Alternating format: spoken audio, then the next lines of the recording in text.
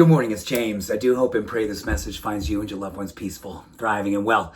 Thank you for your time. Thank you for your energy. I deeply appreciate you this morning and every single morning that you show up with your heart open and love out loud.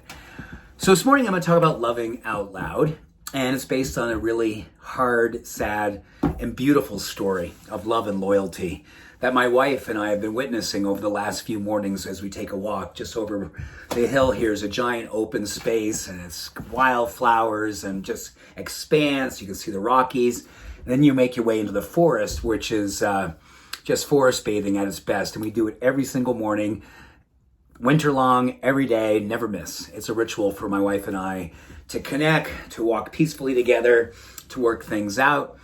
So a few days ago, we were walking, and there's magpies in this area, black-billed magpies, and it's not unusual to see them. But for this last several mornings, beginning about 5 mornings ago, when we were walking through this one part of the forest, this one magpie was just chirping and screaming and singing and just making the noise that magpies do. It's very, very piercing. It's very loud, and when they're into it, you can't help but pay attention. So we're like, oh my gosh, this magpie seems like he's mad at us, or he's just letting us know about something. So we kind of get out of the world that he was patrolling, and then eventually he stopped, and we left the forest.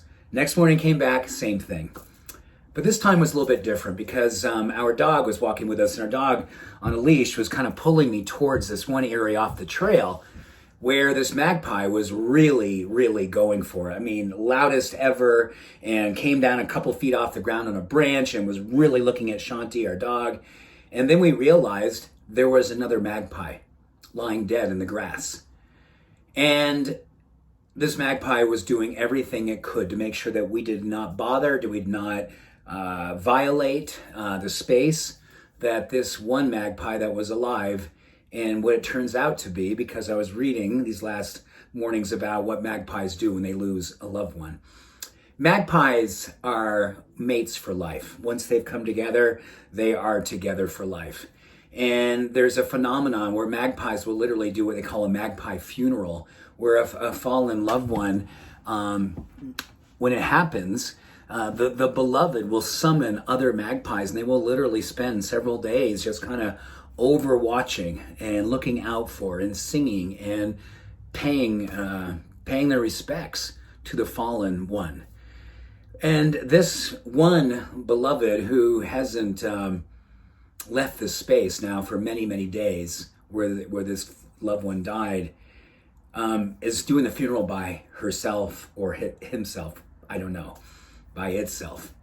And every morning it is there holding the high watch, keeping the love light on for its fallen partner. And it just made me feel two things. Number one, isn't nature amazing? Isn't nature just so beautiful? And isn't nature right now probably trying to tell us things that we are either too busy, too caught up and unpresent, that's a word, not being present, to see what nature wants to tell us? We can certainly see it with climate change. We can certainly see it in just how we as humans are behaving more and more. You know, where's the unconditional random acts of kindness and love? How present are we when something tragic happens to really, really learn from the tragedy and hold the present so we hopefully do not repeat the tragedies? I just wanted to share that with you because it was beautiful, it was sobering, it was humbling, and it was nature teaching us the power of love and not being afraid to be an example of faith, of loyalty, of just a most beautiful demonstration of letting the world know that love is wanting to win. And it wins in all these beautiful ways if we just would be paying attention and noticing how it is. It's all winning, and it's still winning. I think humans get misplaced and displaced into believing it's not because we're just so caught up in what it is not. But let's get more caught up in what is, and let's keep the high watch for others and call them to love through our demonstration and our example of being love. Thank you, nature. And you're the beautiful bird that's been teaching my wife and I these last few mornings. Thank you. Thanks for listening today. Much love and all blessings. Have a beautiful day.